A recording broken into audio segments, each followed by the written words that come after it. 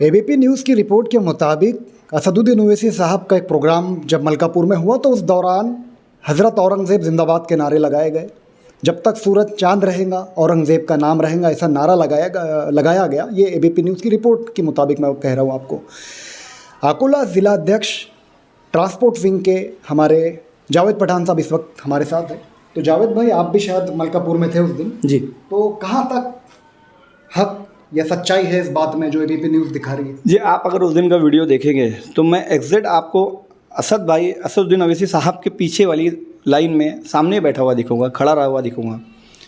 सलाम है मलकापुर की आवाम को, जहाँ पर हिंदू, मुस्लिम, सिख, ईसाई सभी लोग वहाँ मौजूद थे और बड़ी, मैं बोलूँगा हज़ारों की तादाद में वहाँ पे जो आम जनता थी वहाँ जमा थी और सभी लोग उनके बातों को बड़े ध्यान से सुन रहे थे, क्योंकि वहाँ पर दंगे की बात नहीं हो रही थी, वहाँ पे संविधान की बात हो रही थी। उसी दौरान हमारे लाड़के खासदार शेर महाराष्ट्र जनाब इम्तियाज़ जलील साहब बाजू में बैठे हुए थे और बच्चों ने जब उनको नज़दीक से देखा तो बच्चे एकदम जज्बाती हो गए और उन्होंने एक नारा लगाया कि शाहजहाँ का टावर, अपना औरंगाबाद का कुछ तो भी शहनाज का टावर का कुछ ऐसा है, वो इम्तियाज़ का पावर बोल के ऐसा उन्होंने, मैं खुद सुना है, मैं उस समय मौजूद था स्पॉट पर। तो ऐसा उन्होंने इम्तियाज़ जलील जिंदाबाद के नारे लगाए। लेकिन मीडिया ने क्या पता असद साहब से, इम्तियाज़ भाई से और एमआईएम से, ख़ासतौर से एमआईएम से, मान लो अगर से नौजवान हज़रत औरंगज़ेब रहमतुल्लाह अलैह के जिंदाबाद का नारा लगाए, जब तक सूरज चांद रहेगा औरंगज़ेब का नाम रहेगा, ये नारा लगाए, तो क्या ये गैर कानूनी है? देखिए साहब, वो एक समय के बादशाह थे। उन्होंने कई साल, 50 साल राज करने वाले एक ही बादशाह थे हमारे देश में। उन्होंने राज भी किया है देश के ऊपर में।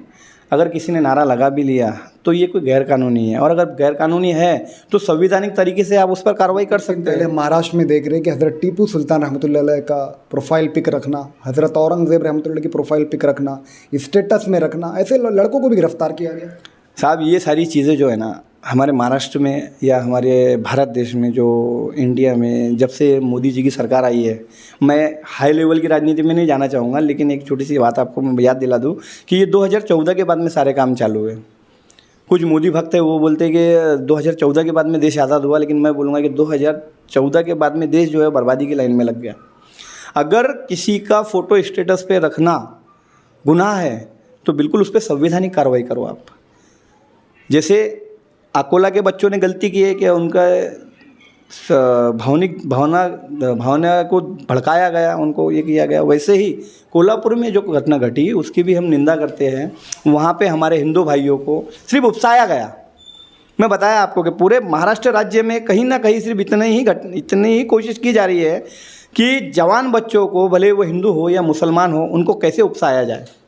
साहब, मैं बोल रहा हूँ ना कि वो जो भी उसमें कलम बैठती है, अगर कोई कायदा आपके पास में है कि भाई किसी का स्टेटस पे फ़ोटो रखने से उसके ऊपर ये गुनाह दाखिल होना चाहिए, तो बिल्कुल उस पर गुनाह दाखिल कीजिए आप। अगर आपके संविधान में, हमारे संविधान ने कोई ऐसी, अगर हमको उतनी कोई पावर दिया है, कोई संविधान ने वो कायदा दिया है कि ये सेक्शन के तहत स्टेटस रखने वाले पे ये गुनाह दाखिल होगा, तो बिल्कुल कीजिए, हम आपका समर्थन करेंगे। हम भी उस बच्चे के खिलाफ़ में आपके साथ में आएंगे कि नहीं, ये गलत किया है इसने। अगर संविधान के में है ना खिलाफ में, तो बिल्कुल हम उसके खिलाफ में हैं। जबकि देश में तो ऐसा कोई कानून है नहीं। तो फिर ये सरकार को समझना चाहिए साहब। मैं वही चीज़ समझाया आपको, मैं वही चीज़ बता रहा हूँ। मेरे सारे हिंदुस्तान के, पूरे भारत के, देश के वासियों, देशवासियों को ये बात समझा रहा हूँ आपके चैनल के माध्यम से। जितने भी लोगों ने देखा, जितने लोगों तक मेरी आवाज़ पहुँचेंगी, मेरे लिए बहुत बड़ी बात है कि उन लोगों ने मेरी बात को सुने कि आपको भड़काया जा रहा है, ख़ास तौर पे नौजवानों को भड़काया जा रहा है, एक दूसरे के दिल में नफ़रत पैदा की जा रही है। एक बात समझ लीजिए कि हिंदुस्तान में हिंदू और मुसलमान, ये इस देश की दो आँखें हैं। अगर एक आँख फूट जाए या एक आँख को चश्मा लग जाए तो एक आँख कोई काम की नहीं रहेगी आपकी। हम दोनों हिंदू और मुसलमान इस देश की दो आँखें हैं, दोनों आँखें लेके चलना पड़ेगा अपने को। और इन दोनों आँखों में तेल निर्माण करने का काम ये आज की सरकार कर रही है।